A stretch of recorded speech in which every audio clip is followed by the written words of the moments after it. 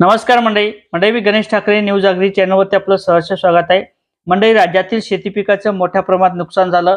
तलाठी, जिल्हाधिकारी, कृषी अधिकारी यांच्या माध्यमातून शेती पिकाचे पंचनामे करण्यात आले आणि त्या पद्धतीने नुकसान भरपाईची रक्कम ही शेतकऱ्यांच्या खात्यावर जमा झालेली आहे। परंतु आता महत्त्वाचा विषय म्हणजे 2025 चा पीक विमा। हा पीक विमा शेतकऱ्यांच्या खात्यावर कधीपर्यंत जमा केला जाणार आहे? त्याचबरोबर पैशाची आणेवारी कोणकोणत्या जिल्ह्यात कमी आलेली आहे? 50 पैशाच्या जर आत पैशाची आणेवारी आलेली असेल तर त्या ठिकाणच्या शेतकऱ्यांना पीक विमा असेल, कर्जमाफी असेल, अशा योजनेचा लाभ दिला जातो। कारण तर यापूर्वी जो काही पीक विमा वाटप केला जात होता, ज्या शेतकऱ्यांनी तक्रार केल्या अशा शेतकऱ्यांच्या खात्यात पीक विम्याची रक्कम ही दिली जात होती। परंतु पीक विम्याचे टिगर काढून टाकण्यात आलेले आणि आता पैशाची आणेवारीनुसार पीक विमा सुद्धा दिला जाणार आहे। पैशाची आणेवारी कोणत्या भागात कशा पद्धतीने आलेली आहे हे आपण थोडक्यात समजून घेण्याचा प्रयत्न करणार आहोत। तर पीक विमा कोणकोणत्या जिल्ह्यात मिळू शकते हे देखील आपण समजून घेण्याचा प्रयत्न करणार आहोत। किती हेक्टर पर्यंत मिळू शकते आणि किती रक्कम मिळण्याची शक्यता आहे, किती रक्कम आपल्याला हेक्टरी दिली जाईल हे सुद्धा आपण समजून घेण्याचा प्रयत्न करणार आहोत। तर म्हणजे मी गणेश ठाकरे न्यूज अग्री चॅनलवर आपलं सहर्ष स्वागत आहे। तुम्ही चॅनलवर नवीन असाल तर या साईडला एक सबस्क्राइबचं काळं किंवा तांबडं बटन दिसेल, त्याच्यावरती क्लिक करा। जर हा व्हिडिओ आवडला तर नक्की शेअर करायला विसरू नका आणि हा व्हिडिओ जरी मोठा झाला तरी हा व्हिडिओ शेवटपर्यंत बघायला सुद्धा विसरू नका। म्हणजे ज्या अर्थी शेती पिकाचं मोठ्या प्रमाणात नुकसान झालं, राज्य सरकारच्या माध्यमातून, केंद्र सरकारच्या माध्यमातून नुकसान भरपाईचं पॅकेज जाहीर करण्यात आलं आणि त्या पॅकेजच्या माध्यमातून शेतकऱ्यांना नुकसान भरपाईची रक्कम त्याचबरोबर पेरणीचं अनुदान सुद्धा वाटप करण्यात आलेले आहे। आणि त्याच पद्धतीने 2025 चा पीक विमा असेल तो कोणकोणत्या जिल्ह्यात वाटप केला जाईल याची माहिती आपण थोडक्यात घेण्याचा प्रयत्न करत आहोत। तर सुरुवातीचा जिल्हा म्हणजे लातूर जिल्हा। लातूर जिल्ह्यात शेती पिकाचं नुकसान झालं, त्या ठिकाणच्या शेतकऱ्यांना नुकसान भरपाईची रक्कम जमा झालेली आहे आणि त्याच पद्धतीने आता पैशाची आणेवारी सुद्धा जाहीर केली जाईल। काही जिल्ह्यातील जे काही जाहीर केलेले ते सुद्धा समजून घेण्याचा प्रयत्न करणार आहोत। परभणी जिल्हा असेल, त्याचबरोबर हिंगोली जिल्ह्यात असेल, हिंगोली जिल्ह्यात, परभणी जिल्ह्यात सुद्धा शेती पिकाचं मोठ्या प्रमाणात नुकसान झालेले आहे आणि त्या ठिकाणच्या पैशाच्या आणेवारी सुद्धा 50 पैशाच्या आत आलेले आहेत। म्हणून या जिल्ह्यात सुद्धा पीक विम्याचं वाटप हे केले जाणार आहे। त्याचबरोबर नांदेड असेल, बीड असेल, धाराशिव असेल, या देखील जिल्ह्यात शेती पिकाचं मोठ्या प्रमाणात नुकसान झालं, त्या ठिकाणच्या शेतकऱ्यांना नुकसान भरपाईची रक्कम सुद्धा जमा झालेली आहे।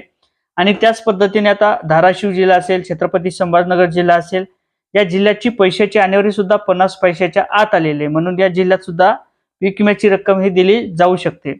त्याचबरोबर जालना जिल्हा असेल, पुणे जिल्हा असेल, सातारा, सांगली, सोलापूर आणि कोल्हापूर या जिल्ह्यात सुद्धा पीक विम्याचं वाटप केले जाण्याची शक्यता आहे। कारण तर ज्या अर्थी शेती पिकाचं नुकसान झालेले त्या ठिकाणचे पैशाच्या आणेवारीचे आकडे असतील ते अंतिम आणेवारी ही जाहीर केली जाईल आणि 50 पैशाच्या आत या ठिकाणची जर आणेवारी जाहीर झाली तर या जिल्ह्यात सुद्धा पीक विम्याची रक्कम ही दिली जाणार आहे। सोलापूर जिल्ह्यात, कोल्हापूर, नाशिक आणि धुळे या जिल्ह्यात सुद्धा शेती पिकाचं नुकसान झालेलं आहे, तर या जिल्ह्यात सुद्धा पीक विम्याची रक्कम ही दिली जाणार आहे। त्या ठिकाणच्या पैशाच्या आणेवारी आल्यानंतर त्याची माहिती सुद्धा आपण समजून घेणार आहोत, किती पैशाची आणेवारी जाहीर करण्यात आली होती। त्याचबरोबर नंदुरबार जिल्हा असेल, जळगाव, सिंधुदुर्ग, ठाणे, आता ठाणे जिल्ह्याची सुद्धा पैशाची आणेवारी ही जाहीर केली जाईल। पालघर असेल, त्यानंतर सिंधुदुर्ग, जळगाव, नंदुरबार या जिल्ह्यातील पैशाच्या जे काही सरासरीच्या आणेवाऱ्या करण्यात आल्या होत्या, कुठे 50 पैशाच्या पेक्षा जास्त तर कुठे 50 पैशाच्या आत ह्या पैशाच्या आणेवाऱ्या जाहीर करण्यात आल्या होत्या। त्याच पद्धतीने आता अंतिम आणेवारी ही जाहीर केली जाईल आणि त्यानंतर पीक विम्याची रक्कम ही दिली जाणार आहे। रत्नागिरी जिल्हा, अमरावती जिल्हा, अकोला जिल्हा, आता अमरावती जिल्हा आणि अकोला जिल्ह्याची यापूर्वी सुद्धा आपण माहिती घेतली होती। 50 पैशाच्या आत काही ठिकाणच्या पैशाच्या आणेवाऱ्या जाहीर करण्यात आल्या होत्या। 48 पैसे, 47 पैसे, 46 पैसे अशा पद्धतीची पैशाची आणेवारी ही जाहीर करण्यात आली होती। म्हणून या जिल्ह्यात सुद्धा पीक विम्याचा मार्ग हा मोकळा झालेला आहे। यवतमाळ जिल्हा, बुलढाणा, वाशिम आणि भंडारा या देखील जिल्ह्यातील माहिती आपण घेतली होती। त्या जिल्ह्यात सुद्धा पैशाची आणेवारी काही ठिकाणी 47 पैसे, 46 पैसे, 50 पैसे आणि 50 पेक्षाच्या जास्तही पैशाची आणेवारी सरासरीपेक्षा जास्त आली होती। परंतु आता जे काही अहवाल येतील या अहवालानुसार 30 डिसेंबर पर्यंत हे अहवाल जाहीर केले जातील आणि त्यानंतर या ठिकाणची पैशाची आणेवारी किती येते हे देखील पाहणं महत्त्वाचं ठरणार आहे। परंतु 50 पैशाच्या जर आत पैशाची आणेवारी आली तर त्या ठिकाणी पैशाचा पीक विम्याचं वाटप हे केलं जाणार आहे। भंडारा, नागपूर आणि वर्धा, गोंदिया, आता गोंदिया जिल्ह्यात सुद्धा शेती पिकाचं मोठ्या प्रमाणात नुकसान झालेलं आहे। वर्धा असेल आणि नागपूर असेल या जिल्ह्यात सुद्धा शेती पिकाचं नुकसान झालेलं आहे। त्या ठिकाणच्या शेतकऱ्यांना नुकसान भरपाईची रक्कम त्याचबरोबर पेरणीचं अनुदान सुद्धा वाटप करण्यात आलेले आहे। म्हणून या जिल्ह्यात सुद्धा पैशाची आणेवारी ही 50 पैशाच्या आत येण्याची दाट शक्यता आहे आणि जे काही अहवाल असलेले ते सादर केले जातात.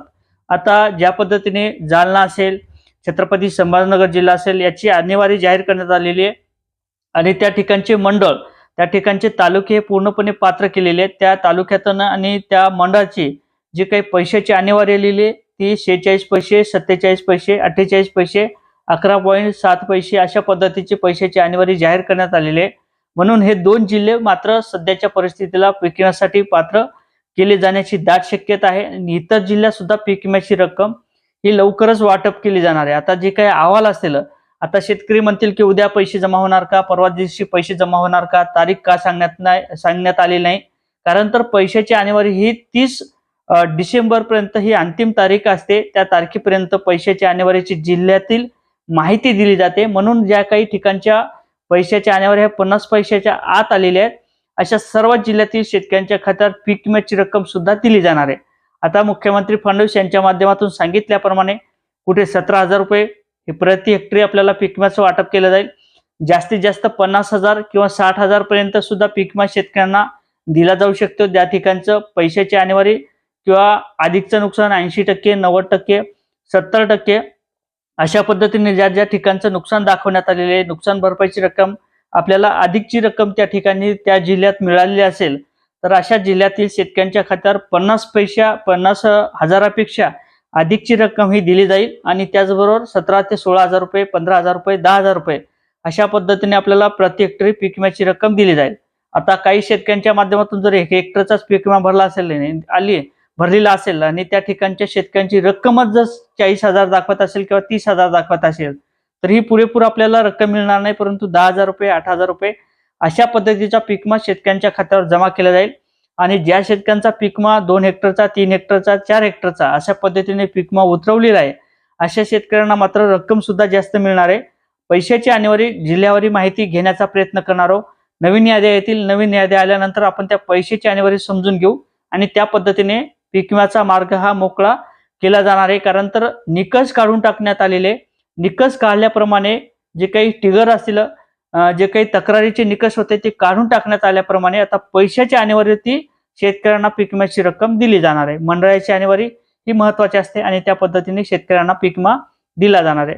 अशा पद्धतीने जे काही 31 जिल्ह्यात शेती पिकाचं अधिकचं नुकसान झालं होतं अशा सर्व जिल्ह्यातील शेतकऱ्यांच्या खात्यावर पीक विम्याची रक्कम ही लवकरच वाटप केली जाणार आहे. कदाचित मार्च महिन्यात सुद्धा लागू शकतो, कारण तर अहवाल आल्यानंतर त्याची माहिती ही सगळी जोडाजोडी केली जाईल आणि त्यानंतर पीक विम्याची रक्कम दिली जाईल. अशा पद्धतीने एक महत्त्वपूर्ण असं अपडेट होतं. नक्की चॅनलवर नवीन असाल तर चॅनलला सबस्क्राईब करा, व्हिडिओ आवडला तर लाईक आणि शेअर करायला सुद्धा विसरू नका.